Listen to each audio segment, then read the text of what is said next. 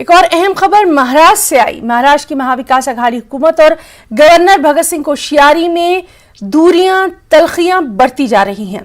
मसूरी में एक प्रोग्राम में शिरकत करने के लिए गवर्नर भगत सिंह कोश्यारी को सरकारी चार्टर्ड तैयारा न दिए जाने पर सियासत उरूज पर है।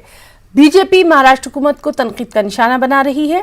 जराये के मुताबिक गवर्नर ने पहले ही हुकूमत को चार्टर्ड तैयारे की फराहमी के लिए जानकारी दे दी थी। देखिए, ये बहुत ही गलत बात हुई है, क्योंकि केवल वो व्यक्ति नहीं है, महाराष्ट्र के वो राज्यपाल है और हमारे संविधान में किसी भी राज्य के प्रमुख राज्यपाल होते हैं, वो चीफ मिनिस्टर और मिनिस्टर्स को अपॉइंट करता है, ऐसा संविधान कहता है।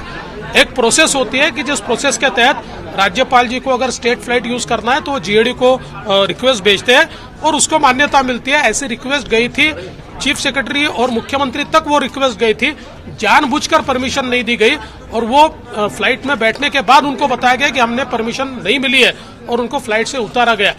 इतनी इगोइस्टिक सरकार मैंने इससे पहले कभी नहीं देखी। केवल ईगो की खातिर ये काम चल रहा है और मैं सरकार को बताना चाहता हूँ, ये उनकी प्राइवेट प्रॉपर्टी थोड़ी है। ये कोई प्राइवेट प्रॉपर्टी है क्या?